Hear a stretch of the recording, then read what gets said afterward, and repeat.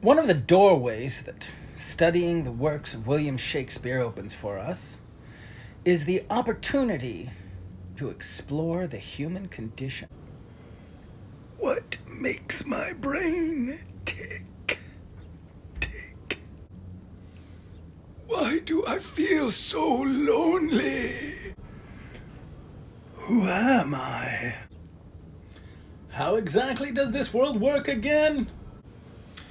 One of our activities this week involves watching a 20-minute long video that discusses a Roman playwright by the name of Plautus who had an influence on the writing of William Shakespeare.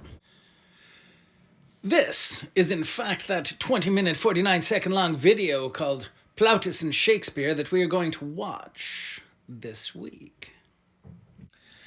The narrator of the video we're going to watch takes a moment to say this line. There is no better indication of what a people are like than the plays they go to see.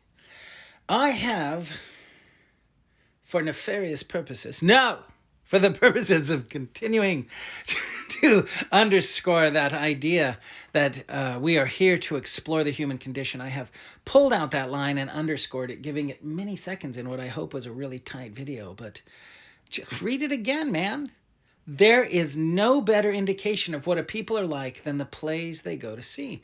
Now, our narrator's talking about Romans, and the video will take care of explaining to you Plautus's play. When I see that line and I think about the works of William Shakespeare, I think, so what do the works of William Shakespeare tell us? Not only about the Elizabethans who went to see them in this crowded, smelly... I left the Globe Theater, but man, you know it had to smell. So I sometimes, especially like doing this class from the land of COVID, think about everybody sweating on you and breathing in your face and half-chewed food and, you know, oh my golly. So yeah, you would definitely want to be sitting in one of the higher tiers in that theater. But look at what they were watching. Just based on the plays we've been reading. What does it tell us about them? And then I ask you this, and take a note. I'm going to continue this video. It's going to go back to where it was supposed to. This is an eddy. This is what I call sort of an eddy. It's a thought-provoking eddy in one of the videos I make from a Shakespeare class. And the thought I want to provoke for you is there is no better indication of what a people are like than the plays they go see. Now, we see far more movies than plays. So what are we watching as a culture? And that begins to become, if we were together, had we whirled enough in time. That's some reference to I think it's Andrew Marvell, to his coy mistress. But we don't have whirled enough in time. You guys can hardly finish watching short videos, which I am not great at making. I like to make them long. I like to make you think. I like to follow my mind. And, oh, my rap stinks. Okay, sorry. Listen, stay with me. There is no better indication of what people are like than the plays that they go to see. So what do we go to see? How about Saw? The Purge? What do we go to see? And really, can we break that down? Remember, our job here is to use William Shakespeare as a gateway to exploring the human condition. Is there even a we that goes to see plays? Everybody, every Roman who went and saw a play saw Plautus, for instance. Probably most Elizabethans who went to go to plays saw William Shakespeare. It's what made him famous. We had these cultural touchstones. And I think that this line refers to the availability of cultural touchstones. And now, of course, we have, I think in some ways, a much more beautiful culture that has opportunities for us to see such an incredibly diverse set of materials. So is this sentence does it even remain true that there's no better indication of what a people are like than the plays they go to see? Or does it change what a people means? Again, I am trying to drop a little bit of what would happen in a live class right into our video. And trust me, some beautiful, amazing conversation would come out of that we would all kind of have to marvel at. It would be marvelous. Allow me to say that. So think on that as you watch the video. Let us move forward. Just brace yourselves. Another Eddie is definitely coming. But hang in there. Strap in. How about this? Lean forward. Strap in. So that's... okay, stay with me. So, this is a card from the video we're about to watch. The title of it is Roman Comedy Part 1. And so, the discussion of the video we're about to watch, and trust me, I would annoyingly be pausing the video to sort of highlight and underscore things if we were together. But I can't. I just can't. That's the way the world is right now. Scenes from Amphitryon by Plautus and Comedy of Errors by Shakespeare. Would just like to point out that the assertion here is that Shakespeare was influenced by Amphitryon in his writing of Comedy of Errors. Ours is but a 200-level Shakespeare course, so I don't want you to get too far into the weeds here. We can take the word of the people making the video. It's a good video, and what they say is true, but what they say is also not the entire story. As this is a shot that I've taken from Wikipedia here, just some low-hanging fruit that we could all just look at really quickly. They say of Comedy of Errors, the play is a modernized adaptation of Menaechmi by Plautus. Should you go and compare the plots of the two, I dare say that this assertion is likely closer to the truth, which does not make the video any less valid, a tool for us to use to explore the human condition. I want to draw our attention here to the spinning of these masks. Yeah, I love everything about this video. Okay, I have grabbed this clip and hopefully I'm able to fit it into my little program that I'm using to create a cool video for you. Check these masks out though. So Roman comedy used masks a great deal, and they discuss this in this video. William Shakespeare physically uses masks. William Shakespeare uses masks physically in Much Ado About Nothing. There's a party scene, it's comedy, it is hysterical. Take my other class to really dive into this play. But there are all kinds of masks in this world, and this is how the works of William Shakespeare allow us to explore the human condition. We're all experts on Twelfth Night. In this class, we've already read it. We've read it, listened to it, watched a version, listened to all the commentary. You guys are really good at this. So when I ask you, are there masks in this play? I think those of us that are feeling particularly literal in this moment will say, well, wait a second. There's a ring, and are there masks? Physical masks? I don't think so. I can't think of them right now. Gosh, if there are, I'm going to be embarrassed. But I'm not talking about literal masks. There are literal masks in Much Ado About Nothing and a few others. There's disguise in this, though. And what is disguise, even if a person's not wearing a mask? A disguise is a mask. It is masking the true nature of the thing itself. So there are masks throughout. And as I searched around to find a appropriate graphic here, of course, they've got Malvolio here. And is Malvolio in disguise? Oh, it's so good to talk about this in person. But we're not in person, too bad. Anyway, yeah, obviously. He is in disguise. Everybody's going, oh, no, it's Viola. Viola physically disguised herself. She asked the captain at the beginning, hey, help me do my plot. I am the worst at quoting. But I think you guys all know what I'm talking about. So she's physically in disguise. She disguises herself most intentionally. So does Malvolio. So does Malvolio.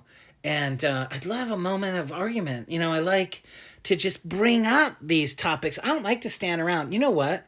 Shakespeare was taught to me, not with me. And I want you to be kind of a co-creator of whatever kind of learning happens in here, because I don't know, I was the kind of student, especially at community college, which I attended, by the way, who would recoil as if from flame when people yattered. And I try not to yatter, but to kind of bring up like gems for you to look at. I don't want to tell you exactly how to think about them.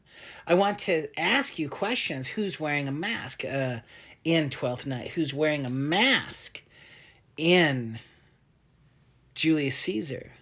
And really, then I would get a laugh when I said, who isn't wearing a mask in Julius Caesar? Really, holy smokes. I would ask, who's wearing a mask in Othello? Are there masks people are wearing in these plays that they are even unaware of and don't think I have forgotten Malvolio? And here's where we would have a conversation. Is Malvolio aware that he is such a hypocrite? Is he aware of it? I mean, that's really the question. And how is it, Shakespeare's, some of his brilliance, look at Toby. God, do you love Toby? He's kind of a villain. He's so terrible to egg your cheek. He's stealing from him. It's awful. And yet we like him because he's just so candid about it. It's like he just makes it, this is what I'm doing. There is something about this guy that deserves I don't know. I can't. I want you leaving this class with a passion for these plays that brings you back to them. I want them to put kind of a Star Trek tractor beam on your heart. I want to get back to Malvolio's mask for just a second. Yeah, he is completely delusional about, if he thinks he's an appropriately religious person of the Puritan denomination, he's insane. He's fantasizing about, sex with a woman who totally doesn't want him in any way. It's just, he's covetous of some royal gem, some bauble, some lovely rich trinket, whatever. God, he's a materialist. He's the very antithesis of what he preaches. So that is a costume. Viola Cesario's is such low-hanging fruit. Why even talk about it? Yes, that's there. So let us just say that, well, there are many reasons to talk about it, actually. I don't want to dismiss the many reasons that there are to talk about it, but if we were together, then we'd have a big discussion because, Cesario certainly sparks up something. Yeah, more than he bargained for. But let's just also look at how similar the names Viola, Olivia, and Malvolio are. Incredibly intentional. And remember that Malvolio spends all this time in this play talking about that code in the note that Maria writes, right? What is a code but another kind of mask? Something that obscures the true nature of the thing itself. And now, just to kind of hopefully blow a few minds, what are we surrounded by in our world now except for code? And I do mean computer code. We are surrounded by the very tool that Shakespeare uses as a symbol that obscures the truth. And look at me. Am I wearing a mask? Yes, I am. You've seen plenty of video of me. I used this little animation thing, hopefully to keep this a little bit more interesting for you, but sometimes I would just rather be like a hand-drawn cartoon. And just to kind of connect masks to our contemporary world. Our world is kind of nothing but masks all the time. What do we even begin to believe? I chose this great big shark head. I've actually never used it before on this tool. Great big shark head with the teeth. Because I was thinking about Iago. I should have said, which character does this one make you think of? Too bad. Missed opportunity. We're going to move forward, though. Oh, look, it covered up my finger. Oh, there's my finger. I'm scratching my brain. My little shark brain. It's a mask. I hope I said Iago. In a world where you can, like, wear any mask you want, why not? Okay. These are just some of the questions that the plays bring up. I do want to just say that as I was poking around and continuing to talk about masks, and I said earlier, are there any physical masks in Twelfth Night? And the one that came to my mind actually later was Olivia. She puts a veil in front of her face. A veil is definitely a kind of mask. Just would have been a great conversation. I hope that many of you guys are going to transfer to OSU and just continue studying Shakespeare. Even if it's not your major, even if English is not your major, use an elective. Get in there, take another 200 level course or a 300 level course, wherever it'll count towards your degree. Be mindful of your economy there. And by the way, just to say, as soon as I said, I always just use a lot of language that antiquated language. I meant any of you all are going. Just to say, so what have we looked at today? To be honest, I was using the mask because the room I'm in recording this is so dark. Now I have to squint in the sun to stop the mask. But you know what's funny? Talking about masks makes you want to put the masks away. So I did. So that's what we did in this video today, is we got to look back a little bit at the plays we've covered and to also introduce the material that we're going to use to learn about some of the influences on William Shakespeare and how he wrote his comedies, especially Comedy of Errors right there. You'll see it in just a second. There'll be some instructions in the forum where you will go to watch that video. And but overall, I want you to start thinking, as we look at more plays and look at more Shakespeare, look at masks. As you look at any Shakespeare, always look at who wants what from whom, and how are they getting it.